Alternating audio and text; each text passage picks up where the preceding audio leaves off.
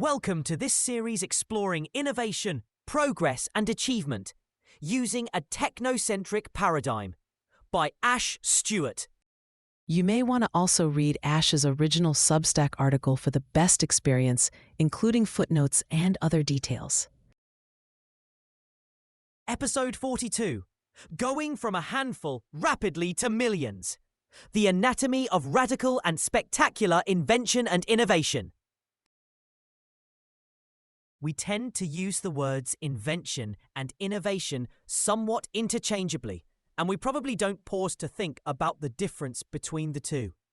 Not only are they different, but their difference has a fundamental bearing on our journey here.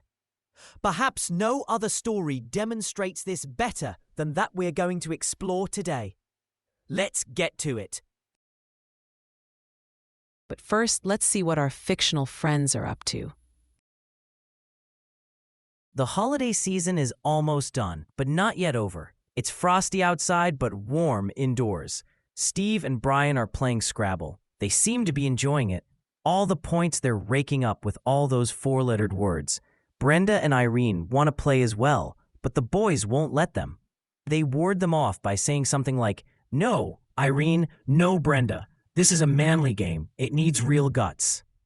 The denied but undeniable fact is the girls have bigger vocabularies, and deep down, our macho friends know it.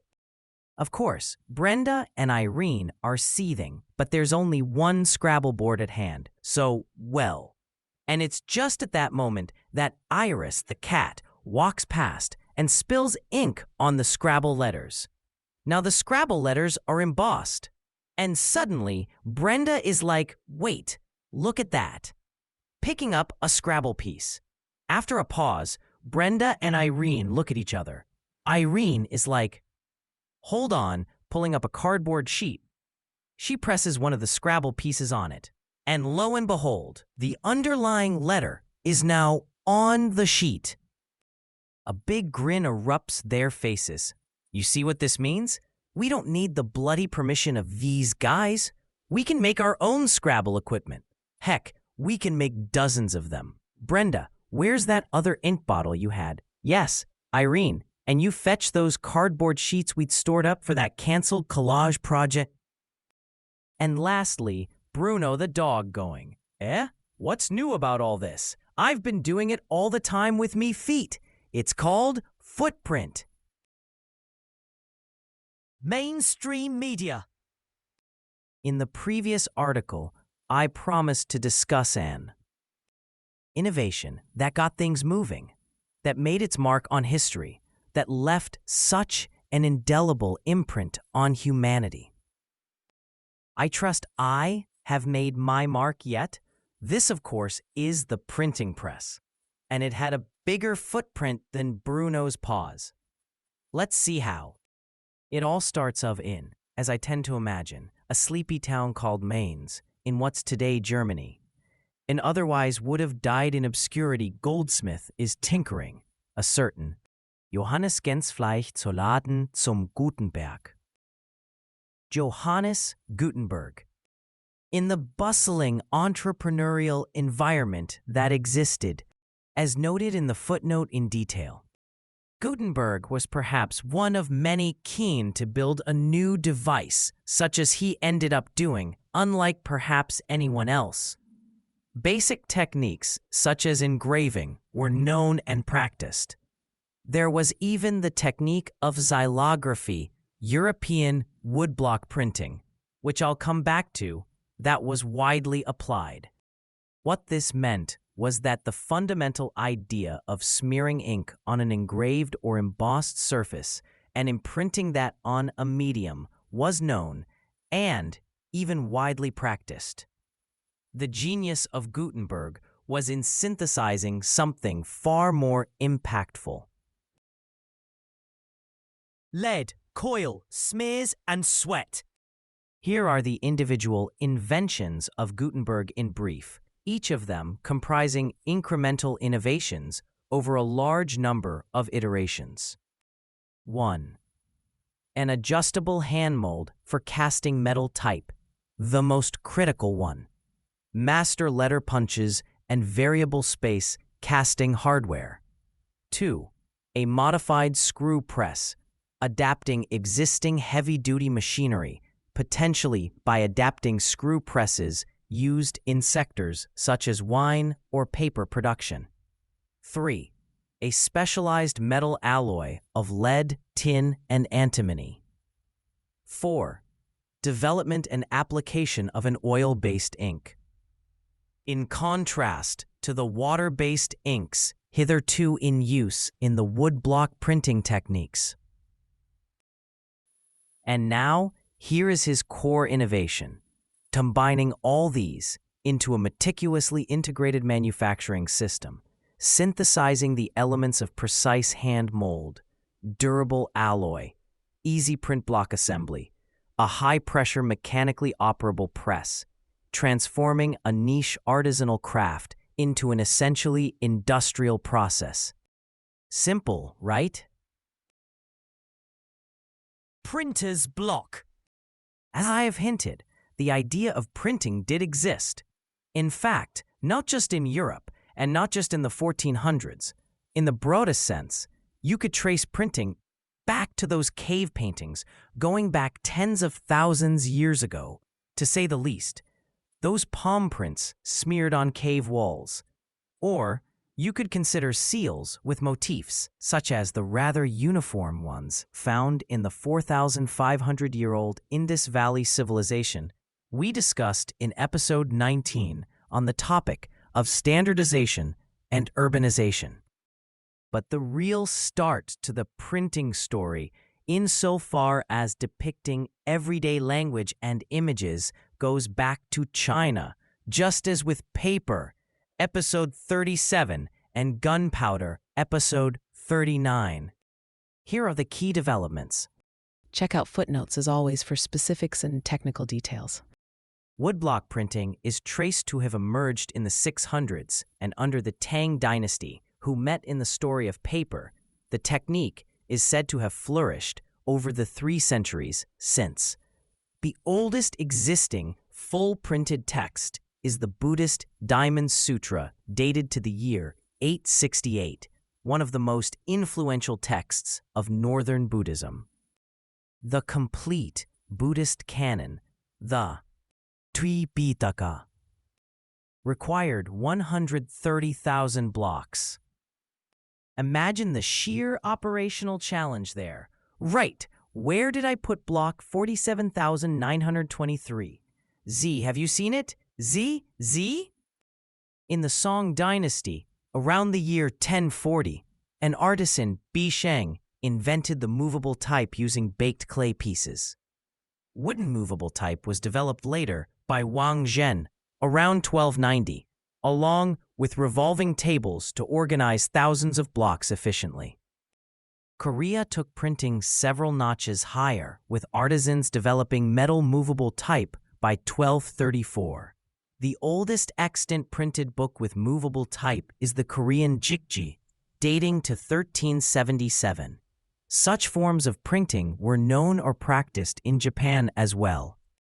But again, just as we asked with paper and gunpowder, we cannot escape the question, what was different in the West? Alpha Greeks. In my article about the invention of writing, episode 16, I spoke of a certain Greek genius move. I said, it was Greek genius to repurpose a few of the Phoenician-adopted symbols, which in Greek had no phonetic equivalent, into vowels. Thus the aleph we have seen was not exactly a vowel in Semitic, but alpha is. Why this is genius, or at least why this matters, will become apparent when I come back to this point about 2,000 years later. So here we are. It's 2,000 years later. The alphabet, as we call it, has this fundamental property. Vowels are first-class citizens alongside consonants. It must be emphasized that the vast majority of non-European scripts are not this way. The typical approach is to tack on the vowel on top, bottom, left, and right, as used in the Brahmi-derived Sanskrit scripts prevalent all over South and Southeast Asia. or barely or not at all in the Semitic ones, such as Hebrew and Arabic, the abjad. The Greek genius I highlighted means in the Greek and the two main derivative writing systems, there is a distinct set of letters. Apart from Cyrillic, the one that matters here is the Latin alphabet, the very exact one you are reading here. In essence, in our language here, we have 26 letters. Double it for upper and lower cases, so about 50, and that's it. Compare that with the 60,000 or so characters in the logographic in the Chinese writing system, which also influenced Japanese and Korean writing. Right, we need 60,000 character types in multiples. Anyone got a spare warehouse? Or 12?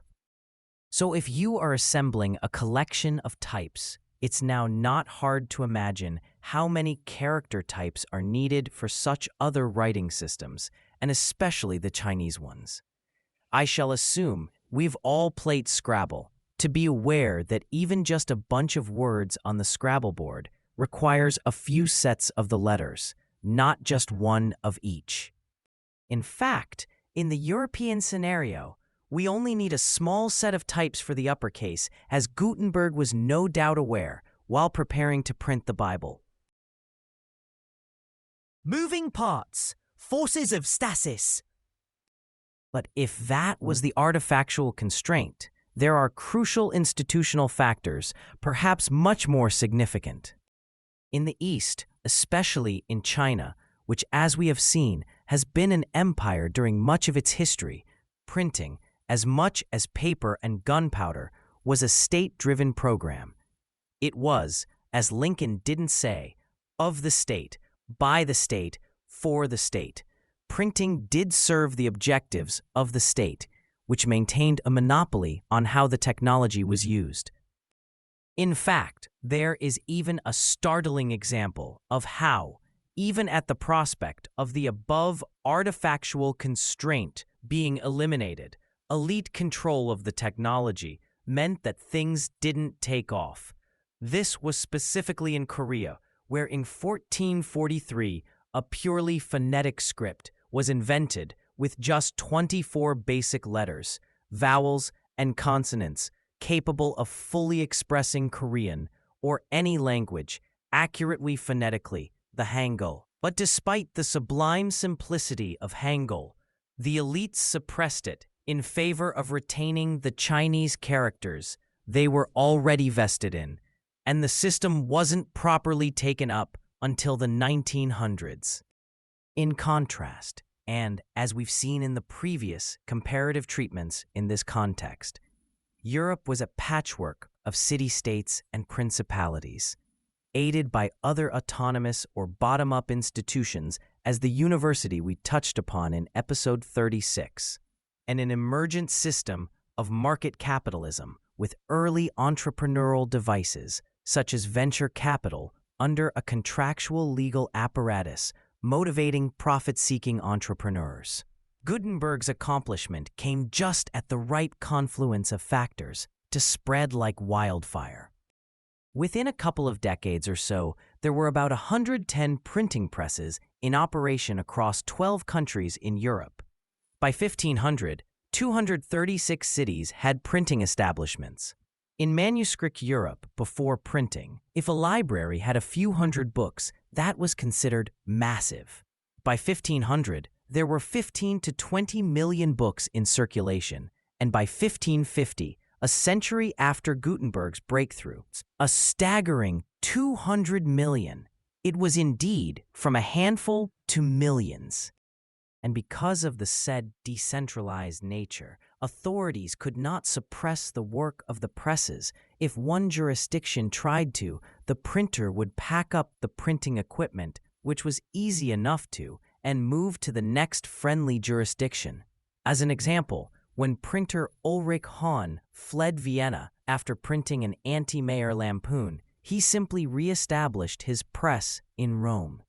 The movable type press was of a movable type, after all. The above statistics only skim the surface of what an explosive growth printing came to see in Europe in the late 1400s to early 1500s. in just a few decades. Contrast this with the grim, stark, and dark reality of the Middle Ages, as we explored in a good many episodes of the 30s. In fact, Europe was a backwater. We saw in episode 33 the sheer scale of achievements by Muslim scholars in the Islamic Golden Age. We even saw how Europe was slow to adopt technologies that flowed in from the East, such as about 5 centuries for the Indian zero-based number system, as we saw in episode 28, and more recently, that they had been stuck with the impossibly expensive and unsustainable medium of parchment, calfskins, until paper came along, not far before our current point in the story. In fact, some of the first Bibles Gutenberg printed was on parchment. But the sudden information explosion that followed the development of Gutenberg's movable type printing press has huge echoes in our own time. We are in fact living through waves of such explosive growth. First, the transistor revolution of the 50s, 60s, then the computer and internet revolutions of the 70s to 90s, and in this very decade, that of machine intelligence, however early days it may be for that. The changes in our is of course even faster, and with way more cat pictures. Just as these more relatable revolutions making for an exponential growth trajectory, the printing press had similar effects.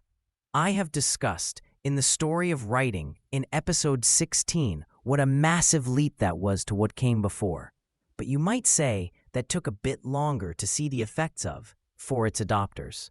The printing press ushered in groundbreaking change in almost all aspects of literate society within decades, within the lifetime of the people of the day. In episode 39, I proposed 1453 with the end of the 100 Years' War between England and France and the end of the 1,000-year walls of Byzantium as the symbolic end of the Middle Ages, ushering in the early modern era. It was the printing press, more than anything else, that did that ushering in. For life was never to be the same again. In our own rapidly changing times, we are trying to grapple with these changes, some well, some not so well. With regard to some recent technological developments, consider these objections. 1. Using blank is cheating. It makes it too easy. We're not using our brains. 2. Blank is leading to so much slop. There's all sorts of low-quality content flooding us. 3. Blank has severe ethical implications and could harm humanity. Now you can fill in those blanks with the printing press, as much the latest buzzword doing the rounds. Consider this. The church scribes, cozy in their hitherto untouchable monopoly on pretty much all things writing, were up in arms. Printing is cheating. It's degrading. There is this story of an abbot who wrote about the need to keep the scribal tradition going, building up his case with justifications for why it was important to stick to tradition, and then promptly sent for his writing to be printed for wider dissemination. Printing is terrible. It's degrading. It's the devil's work. By the way, dear printer, here's my manuscript making that case. Can you print 500 copies, please? It's not unlike if we dare to go back to the much older information revolution of writing. Oral chanters bemoaning how writing would lead to humans not remembering anything, how it could lead to decay and degeneration. For some reason, it's hard to find written records of these strokey-beard pronouncements. And indeed, after the printing press, there was slop, even if they didn't back then use this relatively recently popularized word to describe it. But yes, the ability for people outside the elite to print and disseminate ideas led to all sorts of ideas disseminated, some good, some bad, some terrible. And early-day technology leads to all sorts of weird situations. There is the story of a Bible printer who by mistake omitted the not in a commandment. If you're curious, it was the adultery commandment. Our typographically challenged friend would sure have hoped his wife didn't get a copy of his printing marvel. And yes, there was, as always, a vociferous bunch of people, whether funded by prevailing vested interests or not, who shrieked, "The sky is falling." For many, it was the end of the world. We can, of course, look back at such stuff and laugh. But are we willing, in this day of waves of information revolution, to learn the good lessons from that first, real information revolution? Isn't wanting to stop the latest technologies, wanting to turn the clock back to a time before them, analogous to wanting to stop using printing or writing itself?